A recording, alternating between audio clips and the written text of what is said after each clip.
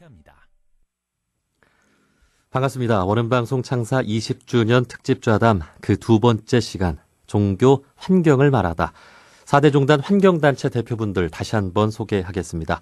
개신교에서는 기독교 환경운동연대 사무총장 이진형 목사님 나오셨습니다. 목사님 안녕하세요. 네, 안녕하십니까. 네, 천도교에서는 천도교 한울연대 공동대표 모감 전인식 선생님 나오셨습니다.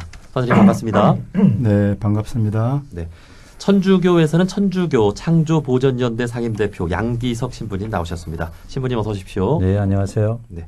마지막으로 원불교에서는 원불교 환경연대 대표로 계시는 김선명 교무님 나오셨습니다. 교무님 반갑습니다. 네, 반갑습니다. 네. 자, 오늘의 주제 환경입니다. 주제가 주제인 만큼 여기 계신 네 분 모두 이런 자연의 향기가 나는 듯한 느낌이 드는데요. 특별히 그 천도교 전인식 선생님은 오늘 방송을 위해서 그 시골에서 멀리 또 오신 것으로 알고 있습니다. 지금 어디서 지내고 계신지요? 네, 지금 살고 있는 데는 전북 장수입니다. 네. 장수에서 지금 그 오늘 방송을 위해서 멀리 또 오셨는데 아마 다른 분들도 이렇게 시골 생활 가까이에서 좀 하고 계신 것 같아요. 김선명 교무님 어떠십니까? 예, 저는 본가는 전남 영광이고요. 현재는 성주 소성리에 주로 있습니다. 예. 자, 오늘 네 분과 함께 환경에 대한 이야기 시작하도록 하겠습니다. 우선 그 종교 환경회의 5대 종단의 환경단체들의 모임으로 알고 있는데요. 언제 어떤 계기로 결성된 단체인지 종교 환경회의 상임대표로 계신 양기석 신부님께 소개를 좀 부탁드릴게요. 네. 피디님께서 설명해 주셨던 5대 종단의 5개 단체들이 모인 그 연대체가 종교 환경회의입니다.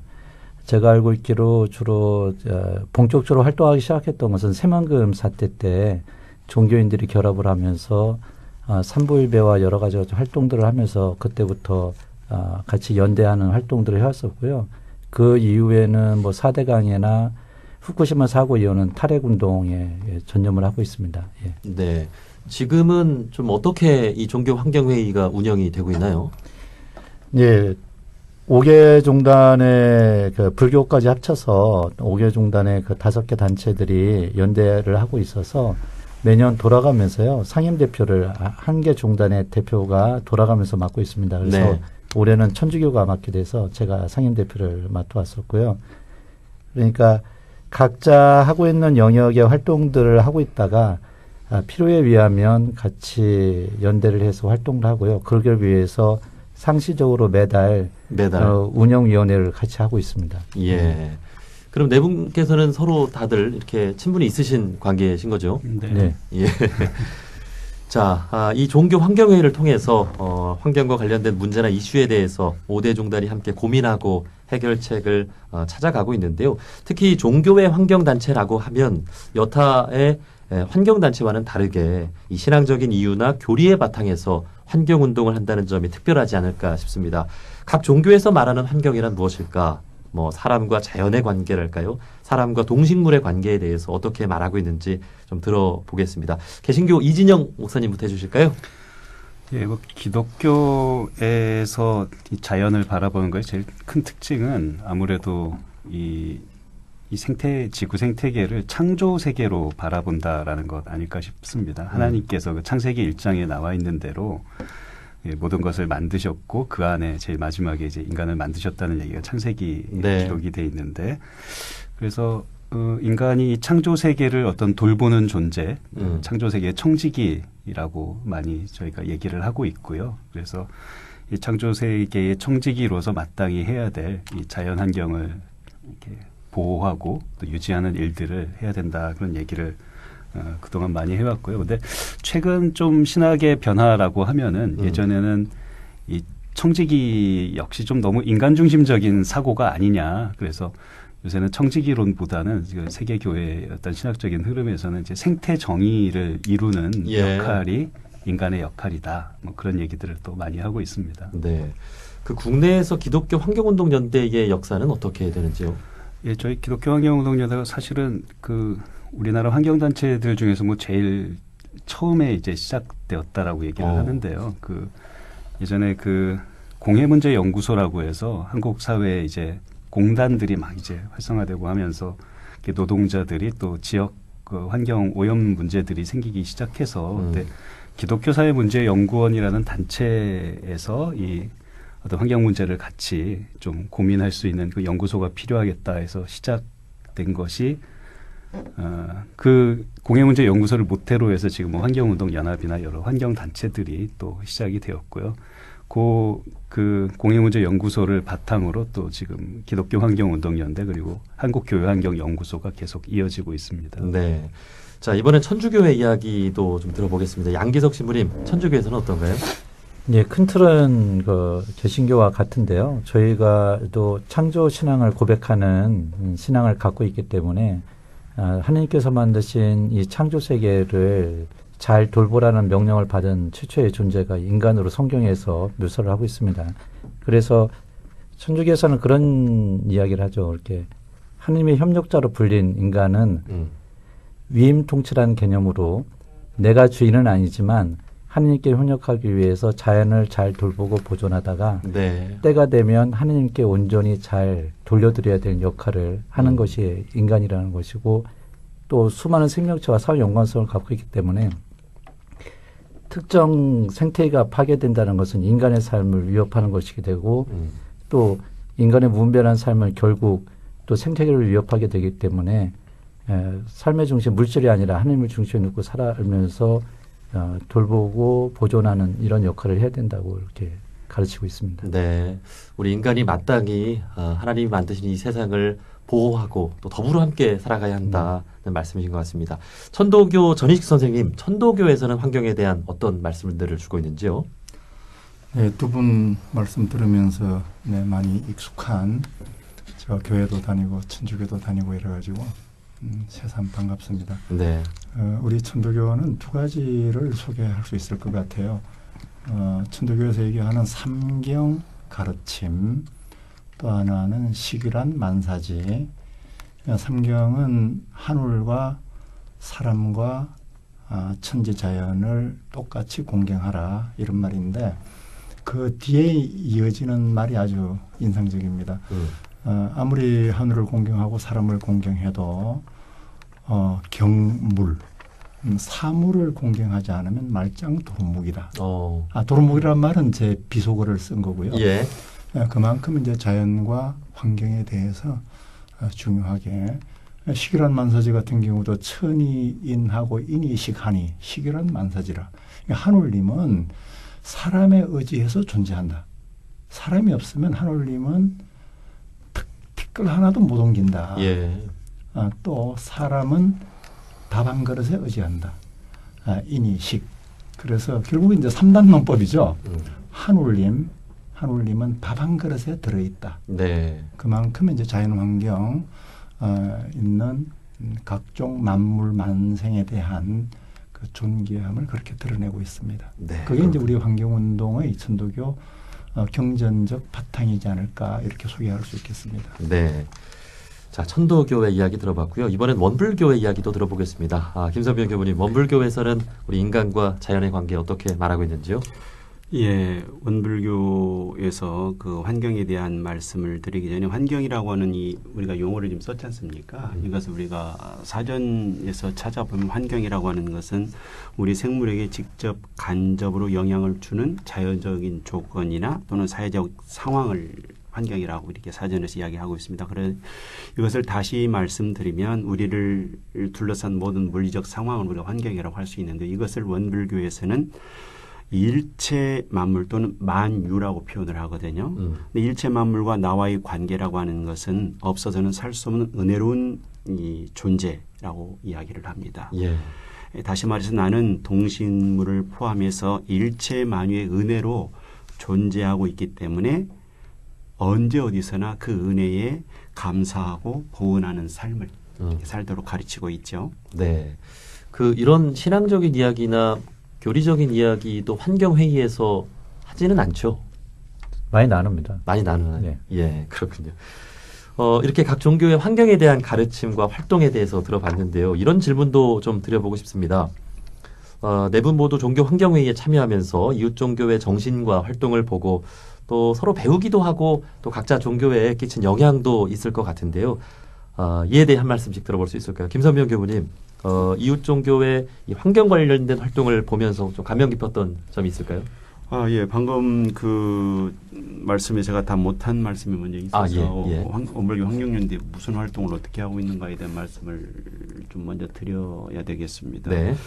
저희 원불교 환경연대 또 원불교 환경운동은 1980년대 중반에 영광의 그 영광 핵발전소 3, 4호기 그 건설 반대 운동을 할 때에 천지보훈회라고 하는 이제 환경단체가 만들어져서 이제 활동을 시작을 했고요. 이후에 그 새만금 그 방조제 반대 활동 그리고 2003년도에는 이제 그 중저준이 핵폐기장 그 반대 운동을 해왔었고요. 네. 그리고 이제 4대강 반대 싸움 중에 이제 원불교 환경연대가 2010년도에 이제 만들어져서 백해피교당 기후 변화에 대한 이제 뒤에 나오겠습니다만은 이제 대응하는 이제 백해피교당 사업 그리고 이제 그 나이만큼 나무 심기 증수 깎기 운동하고 그다음에 요즘 이제 가장 심각한 플라스틱 그 쓰레기 제로 운동을 지금 열심히 하고 있고요. 이런 활동들을 우리가 이제 그 종교환경위에서 만나는 그 다른 종단에서 보면 다 같이 하고 있는 적이고요. 그 특히 이제 저는 이제 우리 천주교 쪽에서 이제 탈핵 운동을 지속적으로 이렇게 끊임없이 해오고 있고 그리고 이제 근래에 이제 우리 그 기독교 환경운동연대에서 그 몽골의 은총의 숲, 몽골이 지금 사막화가 심각하게 이루어지고 있는데 거기에 지금 10여 년 이상 꾸준히 그 숲 가꾸기 사업을 하는 것을 보고 감명을 받고 우리도 거기에 이제 함께 하려고 하는 노력을 하고 있습니다. 네, 그렇군요. 자, 이번엔 천도교 전인식 선생님께 좀 여쭤보겠습니다. 그 다른 종교 감동적인 예. 장면 말씀하시죠? 네, 다행입니다. 저는 천도교는 감동적인 장면을 아무리 찾아봐도 기억 안 나는데, 네.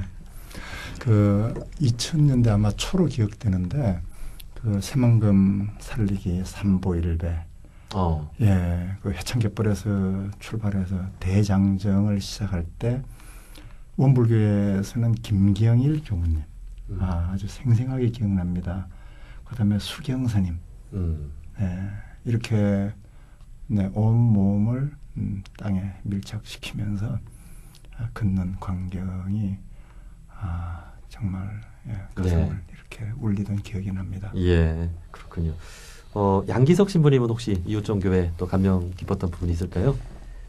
그 매번 만나는 순간마다 감동을 받는데요. 네.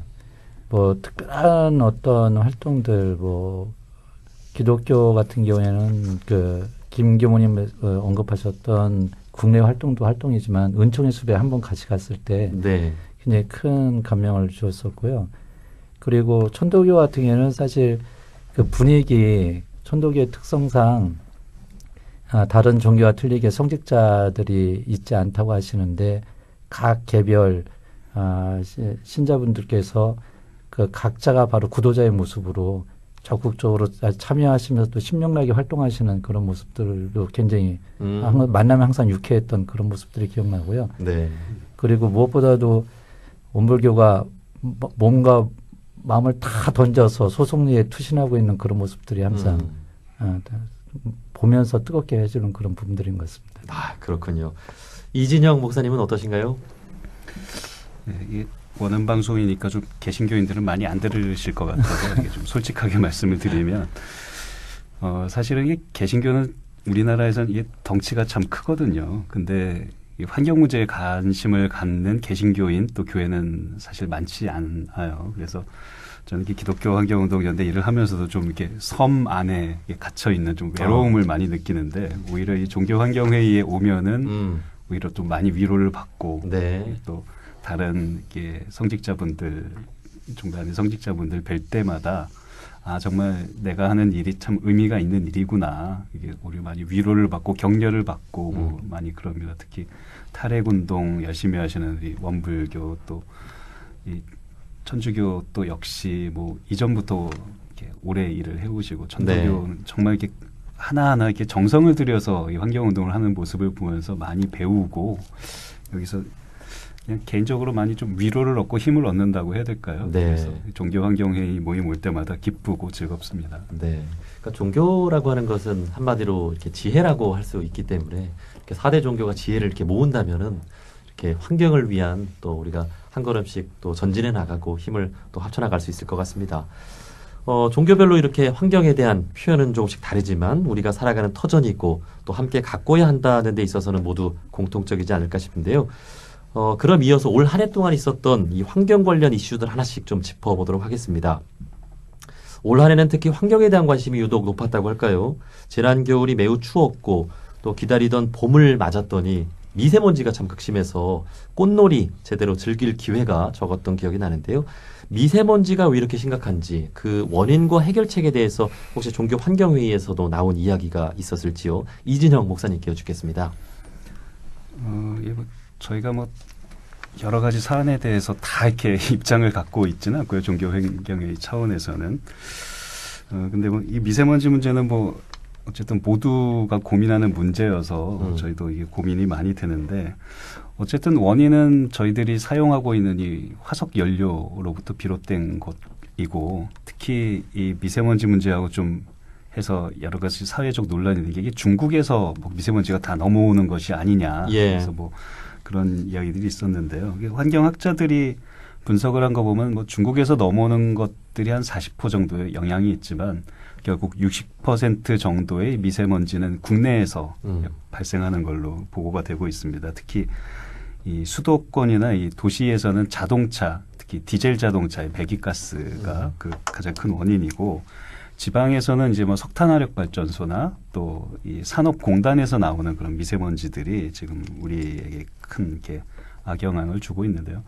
이 미세먼지가 사실은 1급 발암물질로 규정이 돼 있는 또 건강에 무척 해로운 것이긴 하지만 또 한편으로 돌아볼 때 이게 수치상으로 보면은 이게 점점 우리나라의 미세먼지의 농도는 예전에 비해서 개선되고 있다라고 또 얘기들을 하세요. 예. 미세먼지의 질이 더 안 좋아지고 초미세먼지의 영향이 많아지는 것이 지금 미세먼지의 가장 큰 원인이고 또 이 기후변화 얘기가 또 나오겠지만 이 기후변화로 한반도 대기가 정체되는 경우가 많아져서 예. 미세먼지가 지속되는 상황이 더 오래되고 있다라고 많이들 얘기를 하시더라고요.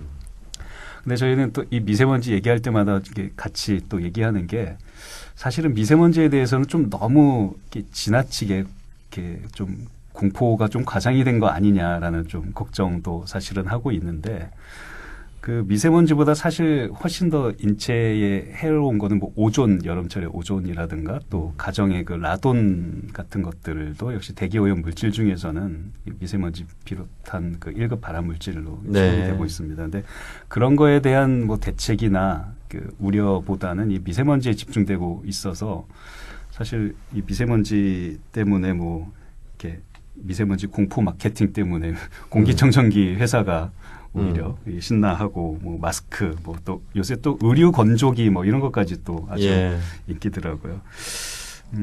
이거를 그래서 다른 산업의 이게 마케팅의 수단으로 너무 또 강조되고 있는 건 아닌가 하는 좀 그런 우려도 있고요. 결국 미세먼지를 대책이라고 할 수 있는 거는 우리가 일단 간단하게 할 수 있는 건 자동차를 이제 안 타는 거죠. 자동차를 줄이고 에너지를 이제 최소화해서 이런 산업 면에서 나오는 것들이 적어지고 장기적으로는 중국과도 이 미세먼지에 관한 협력을 어떻게 해야겠지만 그거는 정부가 사실은 좀 나서서 해야 될 일인 것 같고요. 네. 개인적으로는 우리들이 그런 에너지 사용을 줄여 나가는 길밖에 없지 않나 그런 이야기들을 많이 하고 계시는 것 같습니다. 네. 이 미세먼지의 또 큰 원인으로 기후변화 이야기도 해주셨는데 이 기후 변화를 넘어서 이제 기후 재앙이다 이런 또 말도 나오고 있죠. 지난 여름 100년 만에 있었던 폭염이라는 그 말도 기억이 나고요. 기후 변화는 지금 얼마나 심각한 상황인지 또 앞으로 초래할 할 문제들은 어떤 것들이 있을지요. 김선명 교무님께 좀 여쭙겠습니다. 예, 기후 재앙이라고 하는 용어가 낯설지 않은 이제 시대가 되었죠. 현실화되고 있고요. 이것을 우리가 돌아보면 산업혁명 이후에 우리 인류가 화석 연료를 사용하고 난 이후에 이 온난화로 인해서 지구가 점점 뜨거워지고 있다라고 하는 것이죠. 여러 가지 문제가 있는데 몇 가지를 보면 앞서 말씀하신 것처럼 여름의 그 폭염이 우리가 상상할 수 없는 지금 더위가 오고 있고 또 겨울에도 이상하게 더 추워지는 한파가 계속되기도 합니다. 그래서 북극과 남극에 지금 빙하가 녹아내리고 있고 이로 인해서 해수면이 높아지고 있어서 2011년에 남태평양 투발루라고 하는 나라가 국토 포기 선언을 했습니다. 해수면이 계속 높아져서 예. 나라가 지금 잠기고 있죠. 거기는 해발 4m, 5m밖에 안 되기 때문에 그래서 국토 포기 선언을 해서 어디로 지금 주 국민들을 다 이주를 시켜야 되는 지금 고민이 있고요. 또 그 북극곰이 사실은 그 꽁꽁한 이 얼음 위를 다니면서 이 그 숨을 쉬게 나오는 뭐 물개나 이런 걸 잡아먹는데 이 물이 녹아서 유병위에서 빼빼 마른 사냥을 못해서 마른 북극곰이 이렇게 관찰되기도 했지요. 우리나라 상황으로 좀 좁혀 보면 지난 여름에도 국지성 이 호우가 이쪽 지역은 쨍쨍 하늘이 났는데 이쪽 지역은 시간당 뭐 60mm, 70mm에서 도심이 이렇게 잠겨버리는 이런 호우 피해를 많이 당했지 않습니까? 네. 그리고 또 하나 우리가 여름철 대표적인 그 기상 현상 중에 하나가 태풍이지 않습니까? 근데 이 태풍이 보통은 이제 9월 정도면 다 끝나는데 이제 금년에도 뭐 10월에도 이렇게 오려고 하고 그리고 그 태풍의 그 이 강도가 우리가 이제 슈퍼 태풍이라고 하는 것처럼 이 상상할 수 없는 정도의 우리가 감당할 수 없는 정도의 이 태풍이 지금 발생하고 있고 또 그것도 일러지고 또 늦게까지 발생하는 이런 네. 기후 재앙이 현실적으로 우리 인류 생존의 심대한 위기로 그 재앙이 우리 곁에 와 있다는 예. 사실이죠. 지금 정말 그 이 기후 변화는 심각한 상황이다 이렇게 네. 짚어주셨는데 이러한 그 기후 변화 속에서 많은 사람들이 숲을 찾아서 또 자연을 찾아서 떠나기도 하는데요. 요즘 그 나는 자연인이다라는 프로그램이 인기를 또 얻고 있는 이유가 바로 우리의 고향이 바로 숲이기 때문이 아닐까 싶습니다. 현재 우리나라의 산림 유지, 이 생태계 보존 잘 되고 있는지도 체크해 보지 않을 수가 없는데요. 전인식 선생님 어떻게 보고 계신가요? 네, 먼저 제가 그 질문 말씀드리기 전에 이진영 목사님하고 김선명 교무님께 사과드립니다. 죄송합니다. 왜? 긴장하지 마시고요. 예, 예. 아니 자연 생태계 파괴로부터 미세먼지와 기후 변화가 사실 초래됐다고 할 수 있거든요. 예, 예. 그럼요. 이 자연 생태계가 인간에 의해서 함부로 취급되고 단순한 이용 수단으로 활용의 대상으로 또는 이제 돈벌이 대상이 됨으로 해서 여러 나타나는 재앙들의 어떤 그 원인이 제공된다고 봅니다. 이제 우리나라 경우는 몇 가지 좀 독특한 지리적인 특성은 있는 것 같아요. 우리나라 남한이 이제 한 10만 5천 제곱킬로미터 정도의 면적이 되는데 이 면적은 이제 평면도 면적이고 표면적이 아니거든요. 예. 한국을 쫙 펼치면은 아마 독일보다 더 클 수 있을 거예요. 왜냐하면 이제 표면적은 예. 그래서 우리가 산림 파괴를 상당히 해도 이게 바로 나타나진 않아요. 표면적이 넓으니까. 예. 그런데 이제 이것도 한두 번이지 계속되니까. 그래서 이제 대표적인 게 이제 4대강 뭐 또 케이블카 이런 건데. 근데 이걸 우리가 이제 좀 그 이면을 꿰뚫어 봐야 할 게 표면적으로 내세우는 그런 개발 사업의 목표하고 그럼 뭐 장애인을 위해서 케이블카 한다라든가 또 가뭄에 대한 대비다. 이런 이제 표면적인 목표는 사실은 내심의 이면적 목표를 은폐하기 위한 수단이라는 거죠. 그래요. 그런 어떤 외면적, 표면적 또 달콤한 감언이설에 해당되는 그런 어떤 이 목표를 내세워서 이루어지는 자연 파괴가 많은 사람들을 무감하게 한다는 게 문제라고 봐요. 예. 그럼 지금 좀 가장 심각한 부분 몇 가지 있으면 좀 짚어주시죠. 네, 가장 심각한 것은 뭐 거대 토목 사업으로 이루어졌던 4대강을 들지 않을 수가 없고요.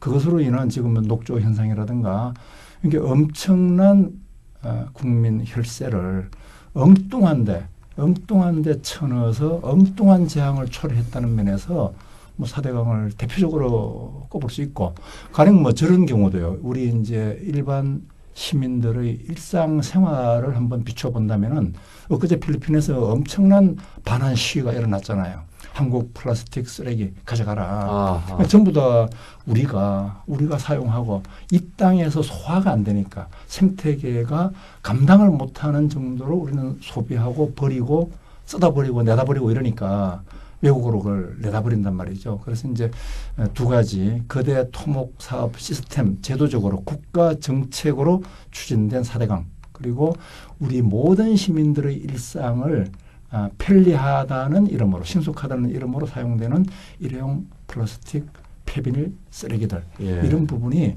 우리 생태계를 파괴하는 가장 큰 심각한 이런 것이 아닐까 이렇게 여겨집니다. 네. 그 우리나라가 플라스틱 소비 세계 1위라고 하는데 맞나요? 맞습니다. 예. 1인당 사용되는 폐비닐이 한 384개. 핀란드나 이런 데는 4장입니다. 막 싸주는 거죠, 공짜로. 그러니까 세계 환경에도 우리나라가 기여하지 못하고 도리어 파괴하는데 또 일조를 하고 있다는 부분이 참 안타까워요. 세계에 창피한 1위가 많습니다. 예. 자, 이번엔 탈핵 이야기를 좀 해볼까요? 핵발전을 멈춰야 한다는 환경단체들의 탈핵운동 역시 계속되고 있는데요. 반대로 이 핵발전을 해야 한다 하는 입장도 있고요. 이 핵발전에 대한 세계적인 추세와 우리나라의 현재 상황은 어떤지 양기석 신부님 한 말씀 부탁드립니다.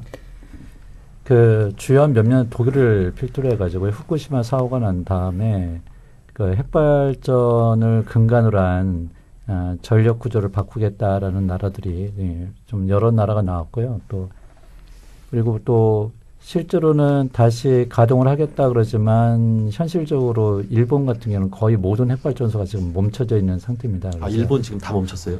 거진다 이렇게 뭐 지금 2개만 사용하고 있는 그런 형태고요. 아직 가동하기 전에 지역 주민들과 지자체에서 큰 그 반발심을 갖고 있어서 위험한 것을 멈추라는 이런 요구들이 있어가지고 실질적으로 정부가 선언하지 않았지만 우리보다도 그 소위 말하면 원전 제로 상태로 가고 있는 나라가 지금 일본이라고 볼 수 있고요.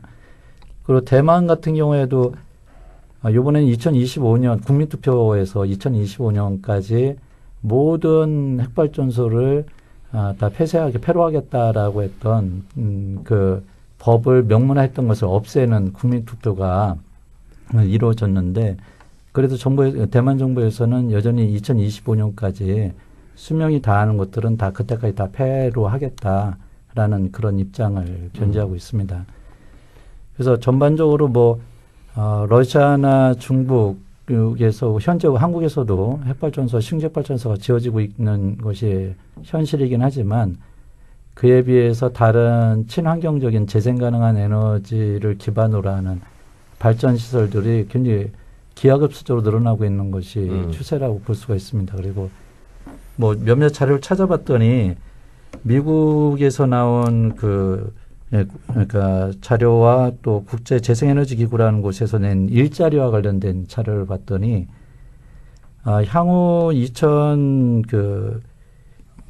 2020년 뭐 25년 그 사이 정도까지 1,000만 명 이상 정도의 새로운 신규 일자리가 재생 가능한 에너지와 관련돼서 나오게 될 텐데 그중에 340만 명의 일자리가 태양광 관련 일자리가 될 거다라고 이렇게 전망을 하고 있다고 합니다. 그래서 현재는 뭐 수력이나 바이오 같은 것들이 비중이 좀 높은 편이긴 한데 지금 태양광을 기반으로 한 그 전력 발전 회사들, 발전 사업들이 증가하는 추세는 굉장히 놀라울 정도라고 이렇게 보시면 되고요. 현재 우리나라도 좀 그런 추세를 타고 있습니다. 뭐 대략적으로 올해 이전에는 여태까지 태양광 발전 사업 때문에 뭐 산림이 파괴된다든지 뭐 독성이 나오니 마냐는 이런 부정적인 기사들을 접해본 적이 없었습니다. 그래서 그 이야기는 그동안은 태양광은 사람들 눈에 띄지 않는 그런 발전 사업이었었는데 이제 금방 시민들, 주민들 곁으로 가까이 다가갔다는 것을 반증하는 것이 그런 부정적인 뉴스들의 가짜 뉴스들의 그 사례라고 볼 수 있다는 생각이 듭니다. 그래서 이제 앞으로는 이 에너지 산업의 전환, 핵발전에서 친환경적인 재생가능 에너지원으로의 그 전환과 더불어서 태양광과도 같은 그런 발전 사업이 발전해 가는 것은 거대 자본에게 집중되어졌던 그 자본이 이제 소규모로 참여하는 시민들에게 분배되는 또 다른 산업의 전기가 되지 않을까 하는 이런 기대를 해보기도 합니다. 예. 이 핵발전을 줄이기 위한 그 과정으로 역시 이 대체 에너지, 친환경 에너지를 우리가 많이 확보하고 확대해 나가야 할 텐데, 그래서 우리 종교에서 먼저 이 친환경 에너지를 만들어 쓰자라고 해서 원불교, 햇빛교당, 백계교당 지금 더 확대해 나가고 있나요? 그럼요. 예. 혹시 뭐 이렇게 개신교나 천주교도 이렇게 그러한 종교 시설에서 친환경 에너지를 만들어 쓰는 것들을 좀 이렇게 확대되고 있죠. 예, 목사님 좀 그렇습니다. 예, 예. 저희 뭐 개신교에서는 이제 녹색교회라고 해서요. 교회에서 뭐 그런 에너지 전환 차원에서 이 재생 가능 에너지 시설을 뭐 설치하는 그런 것들도 있고요. 그리고 뭐 지역에 있는 에너지 협동조합 운동에 또 참여하는 교회들도 많이 있으십니다. 네. 우리 종교가 먼저 친환경 에너지를 사용하는 데 앞장을 섰으면 좋겠습니다. 자, 올 한 해 환경 관련 이슈 짚어봤습니다. 자, 지금 여러분께서는 원음방송 창사 20주년 특집좌담 그 두 번째 시간 종교 환경을 말하다 함께하고 계십니다. 둥근 소리 둥근 이야기들로 둥글게 둥글게 사는 세상이 더 아름답겠죠. 둥근 소리 둥근 이야기들로 둥글게 둥글게 사는 세상이 더 행복하겠죠. 둥근 소리 둥근 이야기. 네, 4대 종단 종교인 분들과 함께하고 있습니다. 종교 환경을 말하다. 국내 환경 관련 이슈 짚어봤고요. 이번엔 시야를 좀 더 넓혀서 세계적인 환경 관련 이슈들도 간단히 좀 짚어보겠습니다. 세계인 모두가 같은 공기를 마시고 하나의 지구 마을에서 살아가는 만큼 환경 문제는 전 지구적인 과제일 텐데요. 특히 환경적으로 더 좀 열악한 조건에 있는 곳이 있다면 어디가 있을까요? 양기석 신부님. 우리가 흔히 얘기하는 그 기후변화의 피해를 직접적으로 겪고 있는 나라들이, 그 지역들이 대표적이라고 볼 수 있겠는데요. 우리는 기후변화하면은 주로 그 극지방에 빙하가 녹는 것만 걱정을 많이 보게 되는데요. 예. 실제로 우리가 난민이라고 불리는 사람들이 발생하게 된 근본 원인은 기후변화에서 최초로 잡을 수가 있습니다. 그래서 원래 농업이나 목축업을 하던 사람들이, 농사나 목축을 하던 사람들이 기후변화 때문에 그 지역에서 생계를 유지할 수가 없으니까 도시로 나오게 되고, 도시에 나와서 그 도시민들과 갈등이나 혹은 종교 간의 어떤 충돌, 뭐 혹은 인종 간의 어떤 문제들, 그리고 다양한 그것을 이용한 부조리하고 불합리한 그 부도덕한 그런 부패한 정부와 또 기득권 세력 뭐 이런 것들 복잡하게 충돌이 일어나면서 소위 말하면 내전이나 혹은 뭐 분쟁, 뭐 테러 뭐 이런 것들이 일어나게 되고, 뭐 수십만 명, 수백만 명들이 이렇게 고향을 떠나서 떠돌 수밖에 없게 된 그런 배경들이 바로 최초의 발단은 바로 기후변화를 볼 수가 있습니다. 그래서 네. 수단 다르푸르 얘도 그렇고요. 시리아도 사실은 기후변화 문제 때문에 최초로 그렇게 난민 문제가 발단이 되었고요.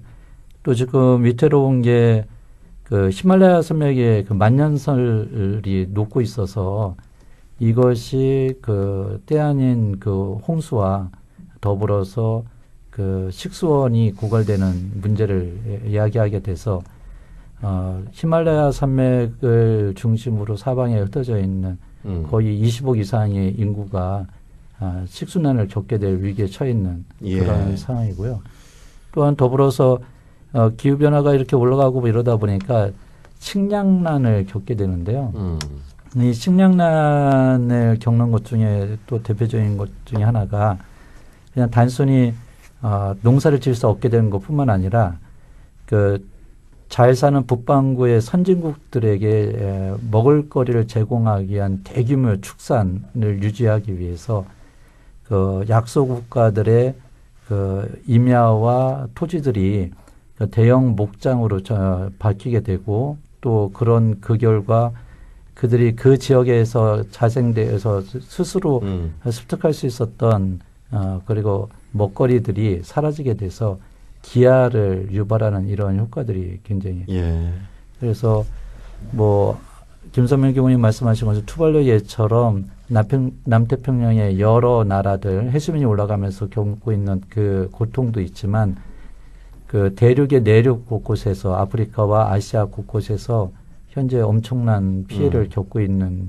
것이 현실입니다. 예. 그러니까 지금 우리가 이 미세먼지, 황사 그 중국 탓을 하고 있는데 필리핀은 우리 이 플라스틱 문제로 한국 탓을 하고 있고 뭐 시리아를 비롯한 정말 많은 국가들이 이게 누구 탓을 해야 될까 모를 정도로 이 기후 변화로 참 심각한 그 난민이 또 초래될 그런 문제들을 앞으로 전 세계가 함께 고민을 해야 되겠네요.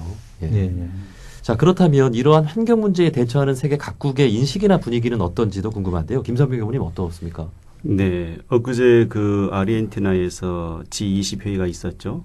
여기에서도 기후 변화가 의제로 다뤄졌다고 합니다. 그만큼 이 기후 변화에 대한 위기가 전 세계적이라는 반증이고요. 산업혁명 이후에 지난 200여 년 동안의 지구 온도가 0.8도씨에서 1도씨 정도 상승했다고 합니다. 1도씨가 채 상승되지 않았음에도 불구하고 지금 이와 같은 기후 재앙이 현실적으로 나타나고 있거든요. 예. 그래서 지난 2015년에 파리 기후변화 협약 당사국 총회에서 2100년까지 우리 인류가 1.5도씨에서 2도씨 이내에서 기온 상승을 우리가 막아야 된다. 이렇게 이제 그 합의를 했었습니다. 그런데 그것을 미국은 또 탈퇴를 해버렸죠. 예. 협약에서 이것이 전 세계가 힘을 모아서 이걸 달성해야 함에도 불구하고 지금 이런 엇박자가 지금 나고 있는 것이 또 현실이고요. 그렇지만 이것이 쉽지 않은 목표지만 반드시 달성을 해야 우리 인류 생존을 보장할 수 있는 것이지 않는가. 어느 학자가 이런 이야기를 했습니다. 지구는 핵폭탄이나 이 전쟁으로 망하는 것보다 기후 재앙으로 50년 후를 우리가 기약할 수 없다. 이게 굉장히 현실적인 지금 그런 위기를 정확하게 지금 표현하고 있는 말씀이거든요. 네. 또 하나는 이제 플라스틱 문제입니다. 환경적인 문제에서 그 플라스틱 비닐 쓰레기, 방금 우리가 필리핀 이야기도 했습니다만은 1997년에 미 그 우주선 선장인 찰스 무어가 태평양상에 전혀 보이지도 않은 섬이 보이는 거예요. 예. 그리고 이것을 확대해서 보니까 쓰레기 섬입니다. 그래서 이후에 전 세계 5개의 인도양, 대서양, 태평양상에 5개의 바다에 쓰레기 섬이 지금 이렇게 모여 있는데 이것이 우리 한반도 크기의 7배 이상 점점 커지고 있다는 것입니다. 그 대표적인 게 플라스틱 쓰레기죠. 그런데 이 플라스틱 쓰레기가 파도, 햇빛에 이렇게 광분화가 돼서 결국은 미세 플라스틱으로 우리 이제 사람에게 되돌아온다는 거죠. 네. 먹거리를 통해서. 그래서 이걸 심각함을 느껴서 프랑스는 2016년 9월에 일회용 플라스틱 사용 금지법을 만들었습니다. 영국에서는 플라스틱 물병 하나에 327원의 세금을 부과합니다. 케냐는 지난 8월에 이런 법을 만들었어요. 비닐봉지를 사용하게 되면 징역 4년 또는 한화로 4천만 원 정도의 벌금을 부과하고 그러니까 굉장히 심각하다는 것을 알고 이제 금지하는 강력하게, 거죠. 예, 예. 그렇죠. 유엔에 따르면 이미 60개국 이상에서 비닐봉투와 같은 일회용 플라스틱 제품을 금지하거나 과세하는 이 세금을 매기는 이런 조치를 취하고 있거든요. 근데 우리 한국은 지난 5월 달에 이런 재활용 폐기물 관리 종합 대책을 내놓고 2030년까지 2030년 굉장히 좀 멀죠. 50% 현재보다 50% 플라스틱 쓰레기 양을 줄이겠다 이런 목표를 지금 제시하고 있는 현실입니다. 예. 지금 당장이 참 급하게 이렇게 정책을 펴는 나라들도 있는데 우리나라는 네. 조금 그 심각성을 좀 이렇게 안일하게 보고 있는 측면도 있게 느껴지네요. 네. 환경 문제는 각국의 노력에 맡길 것이 아니라 세계적인 협약을 통해서 전 세계인들이 동참해야 하지 않을까 싶은데요. 세계적인 차원에서의 논의나 노력은 좀 어떻게 이루어지고 있을까요? 이진영 목사님. 이 세계 환경 문제를 다루는 뭐 여러 단체들, 뭐 정부 기구가 있는데 좀 주목해 봐야 될 건 유엔 환경 계획일 것 같고요. UNEP 1973년도에 이게 세계 그 환경 선언 이후에 만들어진 단체고요. 그 유엔 환경 계획이 지금 제일 이슈가 되고 있는 이 기후 변화 문제에 있어서도 이제 세계 기상 기후하고 같이 요새 많이 언급되고 있는 기후 변화에 대한 정부 간 패널 IPCC를 만들어서 지금 운영을 하고 있습니다. 근데 저는 뭐 이 정부 간의 뭐 이런 기구, 국제 기구의 활동도 중요하지만 이 또 환경 문제에 있어서는 각 어떤 종교의 지도자들의 예. 역할이 참 중요한 것 같은데요. 가톨릭 교회 프란체스코 음. 교황님께서 사실 환경 문제에 지대한 관심을 갖고 계시고, 그리고 또 정교회 바르톨로메우스 총대주교님도 사실 환경 녹색 총대주교라고 할 만큼 환경 문제에 관심을 갖고 여러 문제에 참여하고 계시고요. 예. 불교의 달라이라마 같은 분도 사실은 뭐 오래전부터 환경 문제에 대한 언급을 얘기해주고 계시죠. 사실은 이게 세계 종교 지도자들이 오히려 어떤 정부 기구에 이런 큰 영향을 끼치고 있고, 그 파리 기후 변화 협약에서도 사실은 이런 종교 지도자들의 역할이 또 컸다라고 저는 알고 있습니다. 예. 그래서 이런 활동들이 또 사실 종교에서 더 많이 이 일들을 세계 문제, 이 기후 문제, 또 환경 문제에 관심을 가져야 되는 이유가 아닐까 생각을 합니다. 네. 우리 함께하고 있는 이 5대 종단 환경회의가 세계를 좀 이렇게 쭉쭉 뻗어나가서 좀 이웃 국가의 그런 종교인분들과도 만날 수 있었으면 좋지 않을까. 예, 그런 생각도 한번 해봅니다. 예. 진짜로 저기 보면 서구 교회들은, 서구 개신교들은 별 환경 문제에 별 큰 관심이 없어요. 이렇게 WCC 안에서도 이렇게 자기들 기득권을 지키는 데 오히려 더 관심이 많고, 그래서 어쩌면 이게 아시아 또 이게 제3세계 변방에 있는 종교들이 오히려 환경 문제에 있어서는 더 많은 이야기를 할 수 있을 거라는 생각이 듭니다. 네. 자, 이 환경에 대한 우리나라의 어떤 참여나 정책도 좀 돌아보지 않을 수가 없는데요. 우리 정부는 환경 문제에 대한 대처 잘 하고 있을까요? 전인식 선생님 어떻게 보고 계십니까? 네, 제가 우리나라 환경 정책을 깊이 알지는 못하는데요.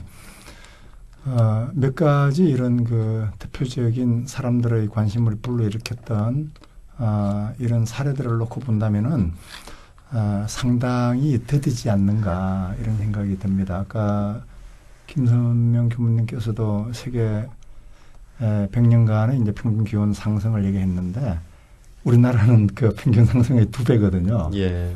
심각하게 생각을 해야 돼요. 그런데 예를 들어서 기후 변화 문제, 일회용 쓰레기 문제 이런 데에 과연 그만큼 심각성을 가지고 있는가.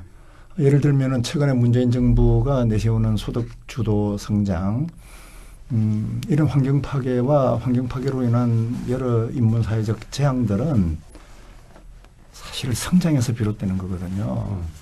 우리가 성장에 중독돼 있음으로 해서 마치 성장을 무슨 주술처럼 이렇게 주문처럼 외면서, 성장 아니면은 성장을 갖다 붙이지 않는 단어들은 마치 정책이 아닌 것처럼. 네. 그래서 이제 성장을 사실은 멈추고 성장에 대한 어떤 미신적 숭배 단절해야 되는데, 특히 한국이 그런 데까지 전혀 못 나간다고 봅니다. 예를 들면은 지금 17개 정부 산하 부처 중에서 환경부 예산이 제일 적어요.